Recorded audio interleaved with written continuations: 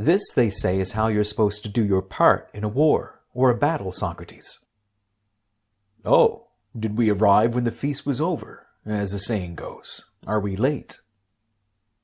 Yes, and a very urbane one it was. Gorgias gave us an admirable, varied presentation just a short while ago. But that's Chaerephon's fault, Callicles. He kept us loitering about in the marketplace. That's no problem, Socrates. I'll make up for it too. Gorgias is a friend of mine, so he'll give us a presentation. Now, if you see fit, or else some other time, if you like. What's this, Chaerephon? Is Socrates eager to hear Gorgias? Yes, that's the very thing we're here for. Well then, come to my house any time you like. Gorgias is staying with me, and we'll give you a presentation there. Very good, Callicles. But would he be willing to have a discussion with us? I like to find out from the man what his craft can accomplish, and what it is that he both makes claims about and teaches. As for the other thing, the presentation, let him put that on another time, as you suggest. There's nothing like asking him, Socrates. This was, in fact, one part of his presentation. Just now he invited those inside to ask him any question they liked, and he said that he'd answer them all. An excellent idea. Ask him, Chaerephon. Ask him what? What he is. What do you mean?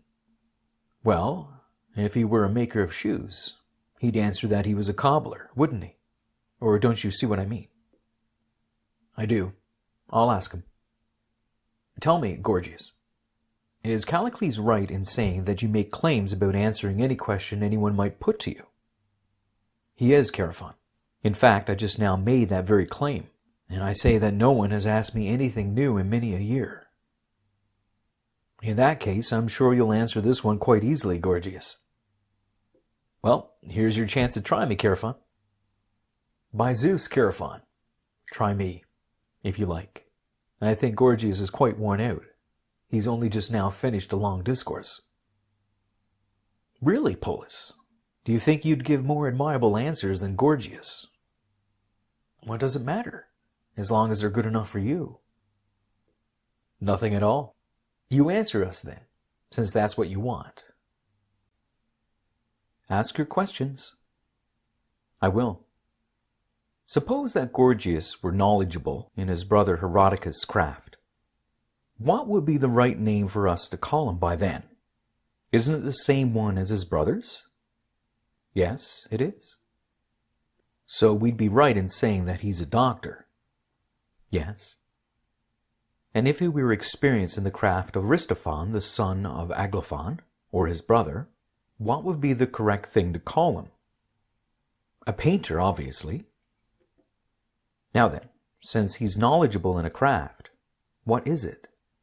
And what would be the correct thing to call him? Many among men are the crafts experientially devised by experience, Chaerephon. It is experience that causes our times to march along the way of craft, whereas inexperience causes them to march along the way of chance. Of these various crafts, various men partake in various ways, the best men partaking of the best of them. Our Gorgias is indeed in this group. He partakes of the most admirable of the crafts. Polus certainly appears to have prepared himself admirably for giving speeches, Gorgias. But he's not doing what he promised Chaerephon. What exactly isn't he, Socrates? He hardly seems to me to be answering the question. Why don't you question him then, if you like? No, I won't. Not as long as you yourself may want to answer. I'd much rather ask you. It's clear to me, especially from what he has said, that Polus has devoted himself more to what is called oratory than to discussion. Why do you say that, Socrates? Because, Polus, when Chaerephon asks you what craft Gorgias is knowledgeable in, you sing its praises as though someone were discrediting it, but you haven't answered what it is. Didn't I answer that it was the most admirable one? Very much so. No one, however, asked you what Gorgias' craft is like, but what craft it is. and what one ought to call Gorgias. So just as when Chaerephon put his earlier questions to you, and you'd answered him in such an admirably brief way, tell us now in that way, too, what his craft is, and what we're supposed to call Gorgias. Or rather, Gorgias, why don't you tell us yourself what the craft you're knowledgeable in is, and hence what we're supposed to call you? It's oratory, Socrates. So we're supposed to call you an orator? Yes, and a good one, Socrates. If you really want to call me what I boast myself to be, as Homer puts it. Of course I do. Call me that then. Aren't we to say that you're capable of making others orators too? That's exactly the claim I make. Not only here, but elsewhere too. Well now, Gorgias, would you be willing to complete the discussion in the way we're having it right now, that of alternately asking questions and answering them, and to put aside for another time this long style of speech-making like the one Polus began with? Please don't go back on your promise, but be willing to give a brief answer to what you are asked. There are some answers, Socrates, that must be given by way of long speeches. Even so, I'll try to be as brief as possible. This, too, in fact, is one of my claims. There is no one who can say the same things more briefly than I. That's what we need, Gorgias. Do give me a presentation of this very thing, this short style of speech, and leave the long style for some other time. Very well, I'll do that. You'll say you've never heard anyone make shorter speeches. Come then. You claim to be knowledgeable in the craft of oratory, and to be able to make someone else an orator too. Now, with which of the things there are is oratory concerned? Weaving, for example, is concerned with the production of clothes, isn't it? Yes. And so, too, music is concerned with the composition of tunes. Yes. By hera, Gorgias, I do like your answers. They couldn't be shorter. Yes, Socrates, I dare say I'm doing it quite nicely. And so you are. Come and answer me then that way about oratory too. About which of the things there are is it knowledge? About speeches. What sort of speeches, Gorgias? Those that explain how sick people should be treated to get well? No. So oratory isn't concerned with all speeches? Oh, no. But it does make people capable of speaking. Yes. And also to be wise in what they're speaking about. Of course.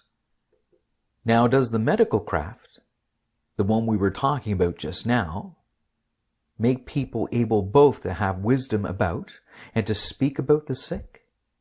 Necessarily. This craft, then, is evidently concerned with speeches too. Yes. Speeches about diseases? Exactly. Isn't physical training also concerned with speeches? Speeches about good and bad physical condition? Yes, it is. In fact, Gorgias, the same is true of the other crafts too. Each of them is concerned with those speeches that are about the object of the particular craft. Apparently. Then why don't you call the other crafts oratory? Since you call any craft whatever that's concerned with speeches oratory. They're concerned with speeches too. The reason, Socrates, is that in the case of the other crafts, the knowledge consists almost completely in working with your hands and activities of that sort. In the case of oratory, on the other hand, there isn't any such manual work. Its activity and influence depend entirely on speeches. That's the reason I consider the craft of oratory to be concerned with speeches. And I say that I'm right about this. I'm not sure I understand what sort of craft you want to call it. I'll soon know more clearly. Tell me this. There are crafts for us to practice, aren't there? Yes. Of all the crafts there are, I take it that there are those that consist for the most part of making things, and that call for little speech, and some that call for none at all, ones whose task could be done even silently. Take painting, for instance, or sculpture, or many others.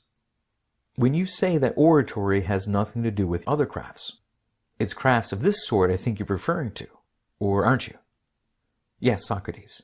You take my meaning very well. And then there are other crafts, the ones that perform their whole task by means of speeches, and that call for practically no physical work besides, or very little of it, like arithmetic, or computation, or geometry, even checkers, and many other crafts. Some of these involve speeches to just about the same degree as they do activity, while many involve speeches more. All their activity and influence depend entirely on speeches. I think you mean that oratory is a craft of this sort. True. But you certainly don't want to call any of these crafts oratory, do you? Even though, as you phrase it, oratory is the craft that exercises its influence through speech. Somebody might take you up if he wanted to make a fuss and argument and say, "So you're saying that arithmetic is oratory, are you, Gorgias?" I'm sure, however, that you're not saying that either arithmetic or geometry is oratory. Yes, you're quite correct, Socrates. You take my meaning rightly. Come on, then. Please complete your answer in the terms of my question. Since oratory is one of those crafts which mostly uses speech, and since there are also others of that sort, try to say what it is that oratory, which exercises its influence through speeches, is about. Imagine someone asking me about any of the crafts I mentioned just now. Socrates, what is the craft of arithmetic? I'd tell him, just as you told me, that it's one of those that exercise their influence by means of speech.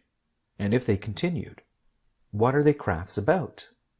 I'd say that they're about even and odd, however many of each there might be. If he then asked, what is the craft you call computation?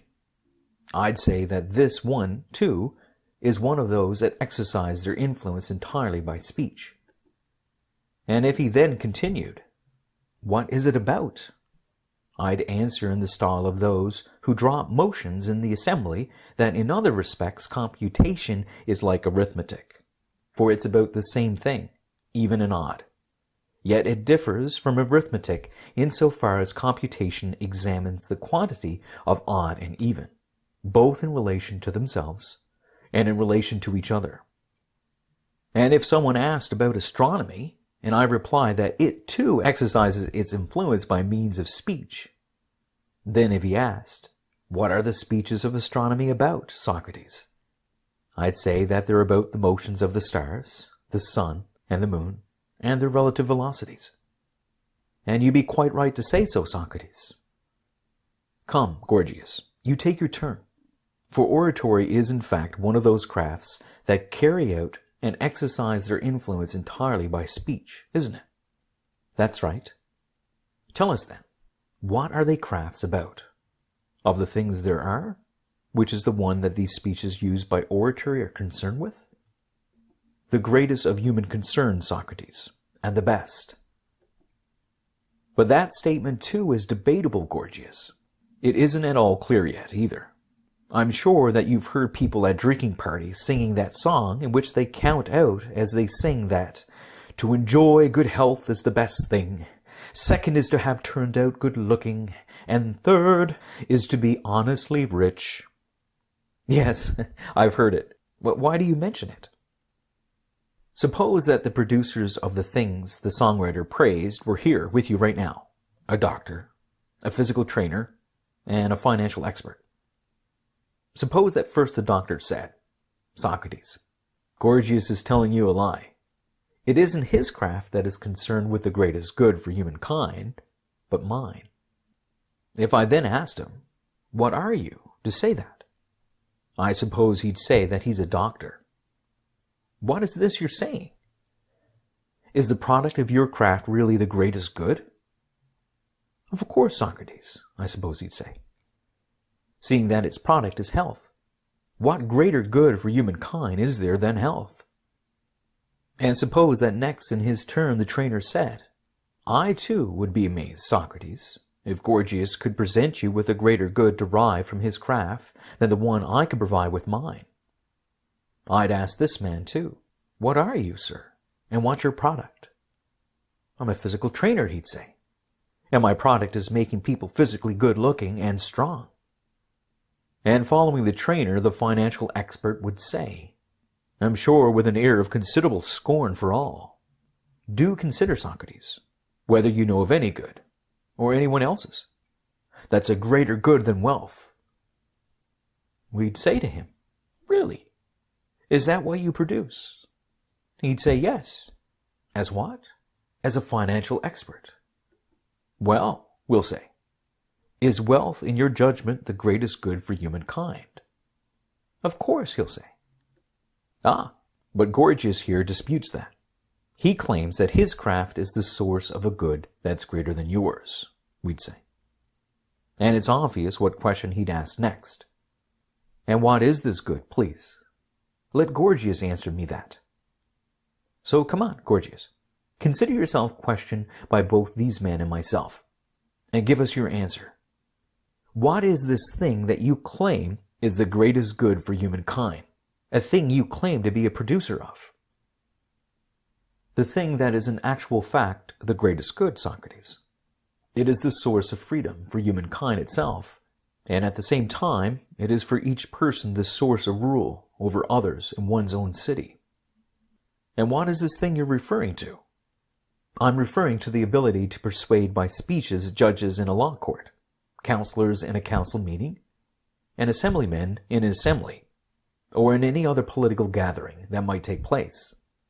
In point of fact, with this ability, you'll have the doctor for your slave, and the physical trainer too. As for this financial expert of yours, he'll turn out to be making more money for somebody else instead of himself. For you, in fact, if you got the ability to speak and to persuade the crowds.